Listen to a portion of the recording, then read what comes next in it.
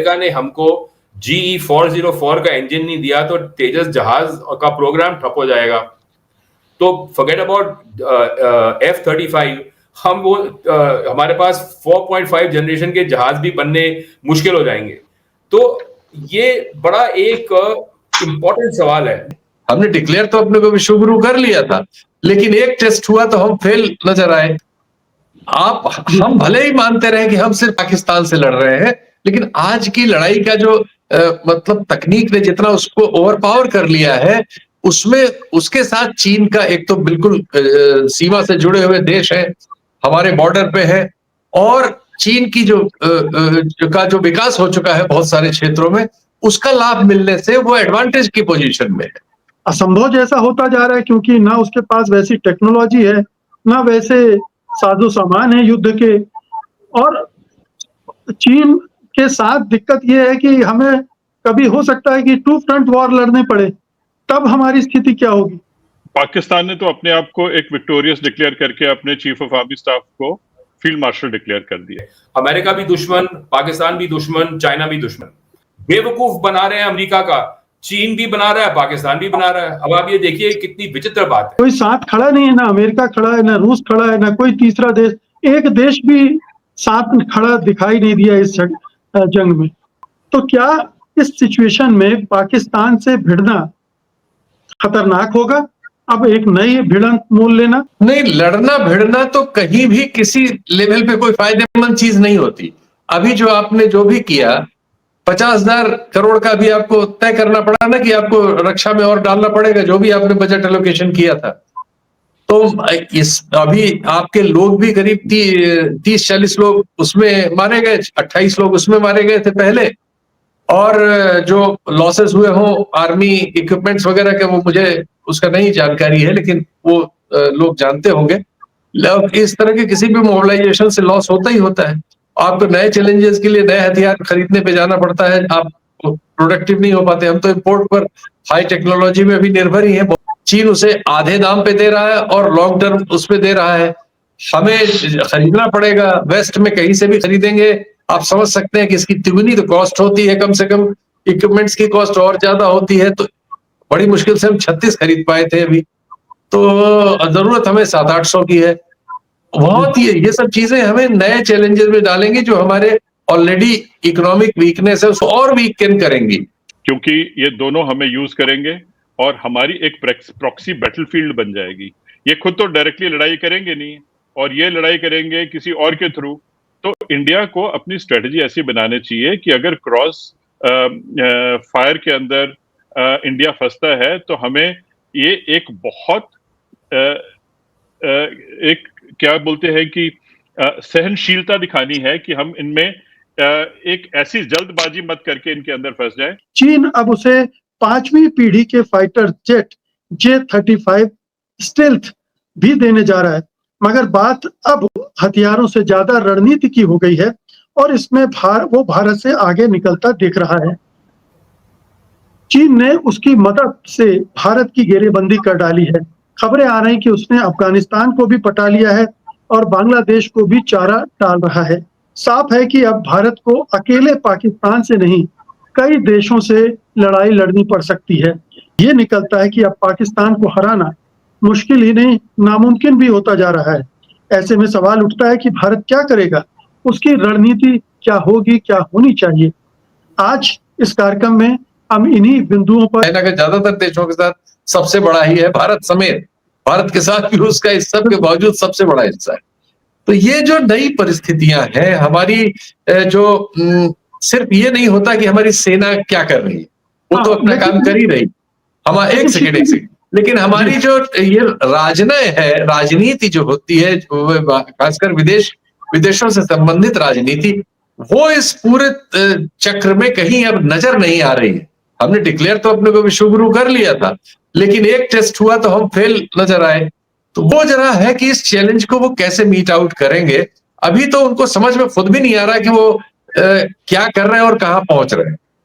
बिल्कुल नहीं, मैं यहाँ एक छोटा सा सवाल करना चाहता था कि हम चूंकि आज सामरिक दृष्टिकोण से देखना चाह रहे हैं कि पाकिस्तान को ही अगर हमें अपना पहला नंबर एनिमी नंबर 1 मानकर उससे लड़ना पड़े, तो हमारे लिए कौन सी चुनौतियां खड़ी हो रही? क्या चीन नहीं, के साथ मिल जाने की वजह से वो पाकिस्तान अपराधी हो गया? नहीं, पाकिस्तान अब एक पैकेज में है चीन के साथ। जी, हम भले ही मानते रहे कि हम सिर्फ पाकिस्तान से लड़ रहे हैं, लेकिन आज की लड़ाई का जो मतलब तकनीक ने जितना उसको ओवरपावर कर लिया है, उसमें उसके साथ चीन का एक तो बिल्कुल सीमा से जुड़े हुए देश है, हमारे बॉर्डर पे है, और चीन की जो विकास हो चुका है बहुत सारे क्षेत्रों में, उसका लाभ मिलने से वो एडवांटेज की पोजीशन में है। ये हमने जी। देखा अभी हाल में। जी। बिल्कुल। जनरल पन्नू, मैं अब आपसे समझना चाहता हूँ, एडवांटेज की पोजीशन में तो आ गया चीन के भरोसे पाकिस्तान, और बल्कि अगर अफगानिस्तान भी उस गुट में शामिल हो जाता है तो ये और भी स्ट्रांग हो जाता है पाकिस्तान का मामला। भारत के लिए ये कितनी बड़ी चुनौती बन गया? क्या भारत के लिए अब पाकिस्तान को पराजित करना असंभव जैसा होता जा रहा है, क्योंकि ना उसके पास वैसी टेक्नोलॉजी है, ना वैसे साजो सामान है युद्ध के, और चीन के साथ दिक्कत ये है कि हमें कभी हो सकता है कि टू फ्रंट वॉर लड़ने पड़े, तब हमारी स्थिति। पाकिस्तान ने तो अपने आप को एक विक्टोरियस डिक्लेयर करके अपने चीफ ऑफ आर्मी स्टाफ को फील्ड मार्शल डिक्लेयर कर दिया है। हुआ ऐसे कि पाकिस्तान, चीन और पाकिस्तान अमेरिका, इनकी एक ट्रायंगुलर कॉन्टेस्ट भी है, क्योंकि चाहे यूनाइटेड स्टेट्स ने पाकिस्तान को ऐसे लगता है त्याग दिया है, लेकिन वो इतनी जल्दी त्यागेगा नहीं। तो इनका पाकिस्तान एक कंटेस्टेड स्पेस है, क्योंकि उनकी जियोपॉलिटिकल सिचुएशन ऐसी है कि पाकिस्तान में वेस्ट बाहर नहीं निकलेगा, वो घूमते घुमाते फिर पाकिस्तान में आएगा। इस करके आईएमएफ का उनको अगर बेल आउट करने की बात हुई है तो वो वेस्ट बोलता है कि हमारी तरफ देखो, क्योंकि हम भी आपको सपोर्ट करना चाहते हैं। अगर वो उनको सपोर्ट नहीं करते तो शायद वो कंप्लीटली चाइना के उसमें चले जाता। रही बात अभी चाइना से डील करने की, एक तो हमारी जो स्टेट क्राफ्ट ऑफ डिप्लोमेसी है, हम बहुत जल्दी एक नतीजे पे पहुंच जाते हैं और हम अपने पूरे विश्व को हमारा अपना दुश्मन मान के उसके से डील करते हैं। मेरा ख्याल ये भी एक बात सही नहीं है। अगर आप किसी को दुश्मन मानोगे और ऐसी बातें करोगे कि सबको पहले दुश्मन डिक्लेयर कर लो, फिर आप सबके लिए तैयारी शुरू कर दो और ना इधर कर पाओ ना उधर कर पाओ, तो इसके लिए हमें डेवलपमेंट करना चाहिए। अंडरस्टैंडिंग क्या है हमारी? अभी चाइना की आप अंडरस्टैंडिंग देखिए कि 1962 में उन्होंने लड़ाई की, उसकी बैकग्राउंड तो सबको मालूम है, लेकिन खुद ब खुद उन्होंने अपनी सारी जितनी भी कैप्चर्ड इलाका था छोड़ के वापस चले गए। उसके बाद ठीक है 75 में कुछ गोलियां चली, सोमद्रोंगचू हुआ, 86 में हुआ, उसके बाद कोई इतना बड़ा कुछ नहीं हुआ, डोकलाम और ये गलवान की बातें हुई, लेकिन इतना बड़ा फुल फ्लेज्ड वॉर नहीं हुआ।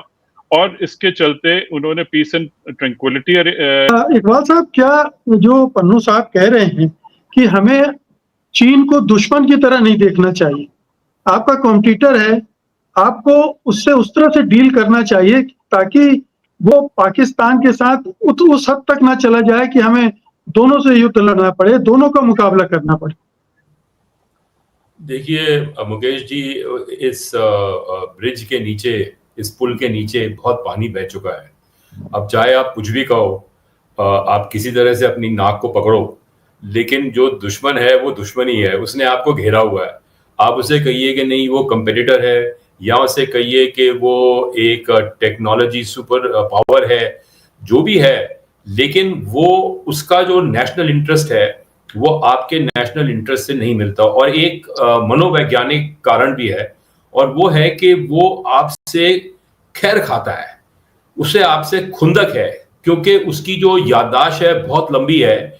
वो जो 100 साल का पीरियड था, सेंचुरी ऑफ ह्यूमिलिएशन, उसने वो भूला नहीं है। आज आप देख लीजिए कि बदला ले रहे हैं, जब तक कि उन्होंने ब्याज समेत, उनकी जो फिलॉसफी है, जो थिंकिंग है, कि जब तक ब्याज समेत उन्होंने वो सारा पैसा वसूल नहीं किया, वो हम पे दबाव डालते रहेंगे। अब आप ये देखिए कि 2014 में जब भारत सरकार ने ये तय किया कि भाई हम पीस थ्रू ट्रेड का उपयोग करेंगे, और उस वक्त हमारा 35-36 बिलियन का ट्रेड डेफिसिट था चाइना के साथ में। ये 2003 से बढ़ रहा है, 2003 से 1 बिलियन का ट्रेड था, फिर ट्रेड डेफिसिट मल्टीप्लाई हो गया, और आज की डेट पे उन्होंने हमारी जितनी इंडस्ट्री है, जितने उद्योग हैं, वो नष्ट कर दिए। क्यों? चाइना कुछ और कर लेता तो वो एक न्यूक्लियर शोडाउन तक हम पहुंच जाते, तो न्यूक्लियर शोडाउन पे हम पहुंचे नहीं, हम रुक गए, क्योंकि ये जो एस्केलेशन लैडर है बहुत रैपिडली हमने इसको स्केल अप किया है।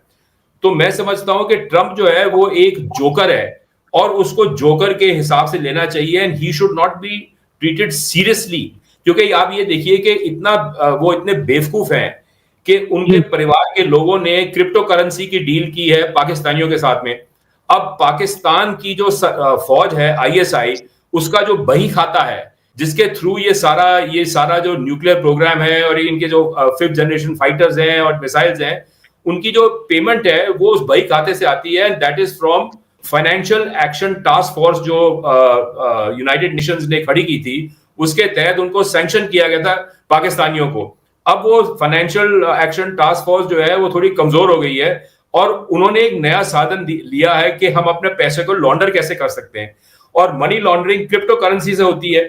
अब ये ट्रंप के जो परिवार के लोग हैं वो वहां पहुंचे क्रिप्टो करेंसी की डील करने के लिए, और असीम मुनीर हंस रहा है और उसको फील्ड मार्शल ने बना दिया है, क्योंकि उनका जो सारा वो इस क्रिप्टो करेंसी के जरिए लॉन्डर हो जाएगा, और ये पैसा जो है उनको अमेरिका से बरामद हो रहा है, अमेरिका का पैसा पाकिस्तान जा रहा है, और ट्रंप के परिवार के लोग जो है क्रिप्टो करेंसी के जरिए उसको लॉन्डर करेंगे असीम मुनीर के लिए। तो वो हंस रहे हैं, बेवकूफ बना रहे हैं अमेरिका का, चीन भी बना रहा है, पाकिस्तान भी बना रहा है। अब आप ये देखिए कितनी विचित्र बात है। जी, लेकिन शीतल जी, मुद्दा वहीं पर आ जाता है, फिर सवाल वही है कि हमारी स्ट्रेटजी क्या होगी। अगर चीन अफगानिस्तान पाकिस्तान के साथ इधर घेर रहा है, उधर बांग्लादेश में भी अपने पैर जमाने की कोशिश में है, तो भारत के पास क्या रास्ते हैं। वो इतने शक्तिशाली देश थे जो इतना टेक्नोलॉजिकली भी इतना एडवांस है, उससे झगड़ा करके मोल लेकर क्या हासिल करेगा, जबकि उसके पास कोई साथ खड़ा नहीं है, ना अमेरिका खड़ा है, ना रूस खड़ा है, ना कोई तीसरा देश, एक देश भी साथ खड़ा दिखाई नहीं दिया इस जंग में। देखिए, हमें अपनी वस्तुस्थिति तो जो जाननी होगी ना। हम कुल 50-60 बिलियन का मैन्युफैक्चरिंग करते हैं, कुल हमारी 4 ट्रिलियन की इकोनॉमी है। चाइना 20 ट्रिलियन है, उसका PPP तो इस समय 38-39 ट्रिलियन हो चुका है, 38-39 ट्रिलियन है। तो चाइना, ये मैं इस बात से सहमत नहीं हूं अपने पूर्व वक्ता से कि चाइना हमारी इंडस्ट्री को टारगेट करके कुछ कर रहा था, ऐसा नहीं है। चाइना ने ग्लोबली हर चीज को अपने यहाँ मैन्युफैक्चरिंग के लिए जो बुनियादी जरूरतें होती हैं, पूरा अरेंजमेंट्स वो किए, और वो करते समय भारत भी उसका शिकार हुआ, दुनिया शिकार हुई। सिर्फ भारत नहीं, सारी दुनिया उसका शिकार हुई। सारी दुनिया की मैन्युफैक्चरिंग को वो ले गया। 60% के आसपास तो वही बनाता है, सारी दुनिया की फैक्ट्री कहलाता है। तो वो उसमें निश्चित तौर पे हम पिछड़ गए, लेकिन हम पिछड़े तो हमें अपने आप को देखना होगा कि हमने कहाँ क्या किया। पिछले 15-20 सालों से हमारा जो मैन्युफैक्चरिंग सेक्टर है वो स्लगिश है, बल्कि कुछ माइनस में ही है। तो उस इकोनॉमिक्स की बात हुई। अगर हम सामरिक दृष्टि से इस चीज को देखना चाहें, तो क्या इस सिचुएशन में पाकिस्तान से भिड़ना खतरनाक होगा? अब एक नई भिड़ंत मोल लेना, जब चीन का रोल खुल्लम खुल्ला सामने आ चुका है। नहीं, लड़ना भिड़ना तो कहीं भी किसी लेवल पे कोई फायदेमंद चीज नहीं होती। अभी जो आपने जो भी किया, 50,000 करोड़ का भी आपको तय करना पड़ा ना कि आपको रक्षा में और डालना पड़ेगा, जो भी आपने बजट एलोकेशन किया था। तो अभी आपके लोग भी करीब 30-40 लोग उसमें मारे गए, 28 लोग उसमें मारे गए थे पहले, और जो लॉसेस हुए हों आर्मी इक्विपमेंट्स वगैरह के, वो मुझे उसका नहीं जानकारी है, लेकिन वो लोग जानते होंगे। इस तरह के किसी भी मोबिलाइजेशन से लॉस होता ही होता है। आपको नए चैलेंजेस के लिए नए हथियार खरीदने पे जाना पड़ता है, आप प्रोडक्टिव नहीं हो पाते। हम तो इम्पोर्ट बहुत चीजें हमें खरीदनी पड़ती हैं, जैसे अब 5th generation 6th generation jet ही खरीदना पड़ा तो हमें खरीदना ही पड़ेगा, और उसकी बहुत भारी कॉस्ट है, आप जानते हैं। अगर उसको आपने जो अभी बताया कि चीन उसको दे रहा है 2025 में ही J-35 या क्या है वो, तो हमें जरूर एक प्रेशर डाल रहा है कि हम भी खरीदें। अच्छा, जो चीन की कॉस्टिंग है, चीन उसे आधे दाम पे दे रहा है और लॉन्ग टर्म उस पे दे रहा है, हमें खरीदना पड़ेगा। वेस्ट में कहीं से भी खरीदेंगे, आप समझ सकते हैं कि इसकी तिगुनी तो कॉस्ट होती है, कम से कम इक्विपमेंट्स की कॉस्ट और ज्यादा होती है। तो बड़ी मुश्किल से हम 36 खरीद पाए थे अभी, तो जरूरत हमें 700-800 की है। बहुत ये सब चीजें हमें नए चैलेंजेस में डालेंगी जो हमारे ऑलरेडी इकोनॉमिक वीकनेस है उसको और वीकन करेंगी, क्योंकि अगर हम इस सेक्टर में बजट हमारा कुछ ज्यादा जाएगा तो कुछ जगहों से वो और कम होगा, वो जगहें और कोई नहीं होंगी, वो वही होंगी जो हमारे डेवलपमेंट के लिए जरूरी। बिल्कुल। तो जनरल पन्नू, आप फिर अब इसमें एक तो आपने कहा कि चाइना के साथ हमें संबंध सुधारने होंगे, लेकिन क्या उसका पाकिस्तान पर कोई असर पड़ेगा उससे? क्या हम चाइना के जरिए पाकिस्तान को ठीक करना चाहते हैं? क्या ये स्ट्रेटजी हो सकती है? मुकेश जी, अगर हम पाकिस्तान और चाइना को इकट्ठे करके कश्मीर की बात करते हैं, अगर उसमें हम चाइना ले और सिपिक कॉरिडोर ले आए तो शायद हमारी नजरिया बदली हो जाएगा अपनी स्ट्रेटजी को बनाने में।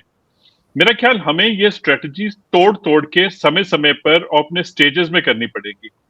अगर आप देखिए कि चाइना के साथ आप हमारा बॉर्डर देखा जाए तो हमारी बॉर्डर डेवलपमेंट बहुत स्लो थी। हमने अपना इंफ्रास्ट्रक्चर, जो बॉर्डर के लोग हैं अरुणाचल प्रदेश में और लद्दाख में, उनको फॉरवर्ड एरिया में भेज के उनको उधर सेटल करना पड़ेगा, हम उनको पीछे ले आते हैं। तो एक बहुत बड़ी बात है कि वेलनेस विलेजेस जैसे चाइना ने बनाए हैं तिब्बत के बिल्कुल बॉर्डर पे अपने विलेजेस को ले आए, तो इस हिसाब से नंबर 1 विलेजेस हमारे भी हैं, हम उसको फॉरवर्ड करेंगे। दूसरी बात, मेरा ख्याल एक बहुत बड़ी बात है कि हमारी मीडिया मैच्योरिटी बहुत जरूरी है, क्योंकि हम लोग जो कम्युनिकेट करते हैं वो शायद एक प्राइवेट एंटिटी के माध्यम से कम्युनिकेट कर रहे हैं, लेकिन चाइना जो है वो उसकी एक कॉग्निटिव डोमेन है, और कॉग्निटिव डोमेन वो होल ऑफ नेशन अप्रोच से करता है, और कॉग्निटिव डोमेन में उसकी मिलिट्री सुपीरियरिटी को पॉलिटिकल विक्ट्री में शामिल करता है, वो अपने एडवर्सरी की परसेप्शन को चेंज करता है। आप देखिए गलवान में हमारी अगर गुत्तम गुत्था की लड़ाइयां जो भी हुआ, उसने काफी डेटा कलेक्ट किया है, वो इंफॉर्मेशन वॉरफेयर के ऊपर मास्टर है, उसमें कॉग्निटिव डोमेन में मास्टर है। हमारी पाकिस्तान के साथ लड़ाई हुई तो उसने काफी डेटा इकट्ठा किया होगा, क्योंकि वो इसमें मास्टर है, वो कॉग्निटिव डोमेन और इंफॉर्मेशन को एमुनिशन की तरह यूज करता है। और अगर देखा जाए कि उसने अपनी जो डिपेंडेंसीज थी, जैसे मैं आपको पहले भी बोल रहा था कि ट्रेडिशनल एनर्जी की एक वीकनेस है, उसको रिन्यूएबल एनर्जी को अपना स्ट्रेंथ बना ली। अभी ब्रिक्स के अंदर जाके उसने करेंसी की बात की, लेकिन अभी इंडिया जो है वो ब्रिक्स में भी है और क्वाड में भी है, और हमें समझ नहीं लगती कि हमें ब्रिक्स ज्यादा फायदेमंद है कि क्वाड ज्यादा फायदेमंद। तो मेरा ख्याल हमारी जनरल पन्नू जी, अभी आपने एक बात कही जिससे ये सवाल उठ रहा है कि क्या भारत और चीन के बीच में जो शत्रुता का भाव है, अविश्वास का भाव है, उसकी एक बड़ी वजह अमेरिका है। अमेरिका बार बार चाहता है कि भारत का इस्तेमाल चाइना के खिलाफ करे, और चूंकि भारत क्वाड वगैरह का मेंबर है, अमेरिका के पक्ष में बहुत झुका हुआ है, इसलिए ये दूरियां बढ़ती जाती हैं। क्या इसमें भी हमें कोर्स करेक्शन की जरूरत है? क्योंकि ये दोनों हमें यूज करेंगे और हमारी एक प्रॉक्सी बैटलफील्ड बन जाएगी। ये खुद तो डायरेक्टली लड़ाई करेंगे नहीं, और ये लड़ाई करेंगे किसी और के थ्रू। तो इंडिया को अपनी स्ट्रेटजी ऐसी बनानी चाहिए कि अगर क्रॉस फायर के अंदर इंडिया फंसता है तो हमें ये एक बहुत एक क्या बोलते हैं कि सहनशीलता दिखानी है कि हम इनमें एक ऐसी जल्दबाजी मत करके इनके अंदर फंस जाए। इकबाल साहब, क्या आपको लगता है कि इस पूरे युद्ध के दौरान भारत अलग थलग अकेला दिखा है, और ये हाई टाइम है जब उसे अपने दोस्त तलाशने पड़ेंगे, अपने दोस्त बढ़ाने पड़ेंगे? यहाँ तक कि बांग्लादेश अगर इतनी दूरी पहुंच गया है तो उसे कोशिश करके बांग्लादेश को भी वापस लाना पड़ेगा, उसके लिए प्रयास करने पड़ेंगे। इस तरह से बहुत सारे देशों को, एक भी देश हमारे साथ खड़ा नहीं दिखा। इजराइल को छोड़ दीजिए, अफगानिस्तान को, ताइवान को छोड़ दीजिए, ऐसा कोई ताकतवर मुल्क हमारे साथ नहीं खड़ा दिखा। ये एक हमारी बड़ी कमजोरी सामने आई। मुकेश जी, 2 बातें हैं। 1988 में भैया की, हमने उनके साथ में मैत्री की, हमने उनके साथ में ट्रेड बढ़ाया, हमने उनके साथ में हर वो काम किया, ब्रिक्स भी ज्वाइन किया, जो कि एक जिसे कहते हैं कि एक पीस मूवमेंट के तहत हमने वो किया। क्या नतीजा हुआ कि 2019 में प्रधानमंत्री मोदी के साथ में ये शी जिनपिंग की मीटिंग हुई थी मामलापुरम में, और उसके 4 महीने बाद में उसने गलवान में अपनी फौज भेज दी, घुसपैठ के लिए, और उसके बाद 2020 से आज तक आप देखिए कि क्या हाल हो रहा है। तो जब आपने गलबैयां कर ली तो उसका कोई नतीजा नहीं निकला। और आज के युग में कोल्ड वॉर नया शुरू हो गया है। दो कैंप्स हैं, अमेरिकन कैंप है और चाइनीज कैंप है, बीच में कोई कैंप नहीं है। हो सकता है कि 3 सालों में जर्मनी जो है वो अपने जो उसने 990 बिलियन यूरोस का जो प्रोग्राम बनाया रीआर्मामेंट का, उसमें वो कामयाब हो जाए और वो एक नया सुपर पावर यूरोप का बन जाए जर्मनी की लीडरशिप के अंदर, तो वो अलग बात है। लेकिन आज की डेट पे, आज की समय में दुनिया में दो कैंप है, एक अमेरिकन कैंप है, एक चाइनीज कैंप है। टेक्नोलॉजिकली भी वो डिवाइड हुए हैं क्योंकि उनकी टेक्नोलॉजी भी अलग अलग फिलॉसफी की है। तो आपको ये तय करना है कि आपने अमेरिकन कैंप ज्वाइन करना है कि आपने चीनी कैंप ज्वाइन करना है। आज की डेट में स्ट्रेटेजिक ऑटोनॉमी का हमारे जैसे देश के लिए आपने उसका फायदा देख लिया कि डिप्लोमेसी में हमारा एक ही समर्थक है, वो इजराइल है, our fair weather friend and supporter. और ये तालिबान जो है, मैंने आपको पिछले प्रोग्राम में कहा था कि इनकी लड़ाई वो पैसों के बारे में है, और चीन ने उनकी गलबैयां करवा ली तो वो सब फोटो ऑफ भी हो गया, तो वो जो लड़ाई थी वो भी सेटल हो गई कि हाँ जी, रुपए में 5 पैसे की जगह में हम आपको 10-15 पैसे दे देंगे। तो सवाल ये कि आपको चूज करना है। It's a harsh reality of geopolitics today that there are two camps defined by military power and economic power. अब आप ये देखिए कि ये जो सारा डी डॉलराइजेशन हो रहा है, उसमें हमने कहा कि हम ब्रिक्स के साथ में नहीं जाएंगे क्योंकि हमें नई करेंसी नहीं बनानी। हमारा जो सारा डेट है वो यूएस डॉलर्स में डिनोमिनेटेड है, जो हमारे रिजर्व्स हैं वो यूएस डॉलर में है, और अभी भी हम निर्भर हैं अमेरिका पे। कल की डेट में जो अमेरिका ने हमको GE404 का इंजन नहीं दिया तो तेजस जहाज का प्रोग्राम ठप हो जाएगा। तो फॉरगेट अबाउट F-35, हम वो हमारे पास 4.5 जनरेशन के जहाज भी बनने मुश्किल हो जाएंगे। तो ये बड़ा एक इंपॉर्टेंट सवाल है जो और देशों में इस पे एक रेफरेंडम होता, लेकिन हमारा देश इतना बड़ा है, इसमें इतनी multi dimensional continental federal polity है, तो इसमें रेफरेंडम इस सब्जेक्ट पे होना बड़ा कठिन होगा। लेकिन ये पॉलिटिकल लीडरशिप को तय करना है कि आपने अमेरिकन कैंप में जाना है या चाइनीज कैंप में जाना है। स्ट्रेटेजिक, मेरे समझ में strategic autonomy is dead in today's world. You have to make your choice whose side you are on and pick that side. Ji Sheetal ji, आपको क्या लगता है, क्या ये चॉइस है हमारे पास कि हम चीन को नाराज करके वहां चले जाएं और अपने जो सीमाएं लगती हैं उनको असुरक्षित कर लें? क्या अमेरिका हमें प्रोटेक्शन देगा इतना चीन के खिलाफ? नहीं, अभी जो डिस्पेंसेशन है वो चीन को नाराज नहीं करता। जयशंकर साहब ने इंटरव्यू में कहा था ये बात कि हम बेवकूफ होंगे कि अगर अपने से 5 गुनी बड़ी इकोनॉमी के साथ हम इस तरह की बात करेंगे। तो ये उनसे पूछे जाने पर मतलब सरकार की राय तो ये समझ में आती है।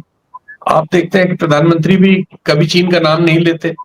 तो टैक्टिकली तो हमारी सरकार जो है इस लाइन पर है कि वो ओपनली कोई चीन से रिश्ता नहीं बिगाड़ती। लेकिन एक दूसरी सिचुएशन है कि जो उसका प्रोपेगेंडा सिस्टम है, और पर्टिकुलरली हमारे जो मीडिया चैनल्स वगैरह हैं, वो जो वातावरण तैयार करते हैं, जो परसेप्शन देश में है, वो दुश्मन का ही है और बहुत जोरदार दुश्मन का है। और अभी जब ये सब चीजें जैसी हो गई अभी हाल में, तो उसमें वो सब चीजें और फैल के बढ़ जाती। अब कई चीज तो खैर रियलिटी की से ड्राइव हो रही हैं।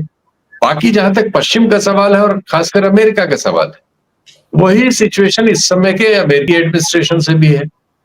पिछले एडमिनिस्ट्रेशन से थोड़ी हमारा प्रॉब्लम्स थी, वो नजर आता था, लेकिन उसमें दोनों ओर से राजनय हो रहा था, दोनों ओर उसको बहुत स्पष्ट नहीं करते थे। अब जो एडमिनिस्ट्रेशन है अमेरिका का, वो बड़बोला एडमिनिस्ट्रेशन है। वो कोई बात पेट में नहीं रखता, बल्कि वो प्रचार के मामले में जो हमारा डिस्पेंसेशन है उससे भी 10 गुना आगे है। वो हर चीज में वो चाहता है कि उनका ठप्पा तो लग ही जाए, दुनिया में कहीं कुछ रहा हो तो उसमें उनका दखल हो, और वो दखल अपनी ओर से देते भी है। तो उससे एक नई चीजें डेवलप कर रही हैं, और उसमें किसी भी सरकार के लिए, हमारी हो या किसी की हो, बहुत आसान भी नहीं है। ये बहुत ही टफ टास्क है इस समय आजकल का, जो ये किसी के लिए, हमारे लिए नहीं। आप देख रहे हैं कि ट्रंप साहब के साथ जिसकी मीटिंग हो रही है, वो साउथ अफ्रीका का प्रेसिडेंट गया था तो उसके साथ लगभग हैंडल करते हैं। अभी तो जो कुछ हुआ ये कोई हमारे बहुत फायदे की चीज नहीं है, क्योंकि हम इससे कुछ अचीव नहीं किया हमने ना। हम कोई टेररिस्ट या ये वो सब, या नुकसान सामने वाले को किसी किस्म का डिटरेंट, ये सब हमने कोई अचीव नहीं किया, बल्कि हमारे खर्चे बढ़ गए। अब हमारे एमपी भी घूम रहे हैं, सब लाइबेरिया से सपोर्ट लेने पहुंचे हुआ है 6 लोगों का दल। क्या होगा लाइबेरिया, क्या मतलब है? दुनिया में जिनका मतलब है, जब तक वहां हम कुछ नहीं चेंज कर पाते तो ऐसे घूमने घामने से तो खैर, सिवाय इसके कि पाकिस्तान का प्रचार थोड़ा सा हो जाता है इससे, जो हार्डली हमारी 1/8 इकोनॉमी है, उसको इसका लाभ मिल जाता है कि बराबरी से बात होने लगती है।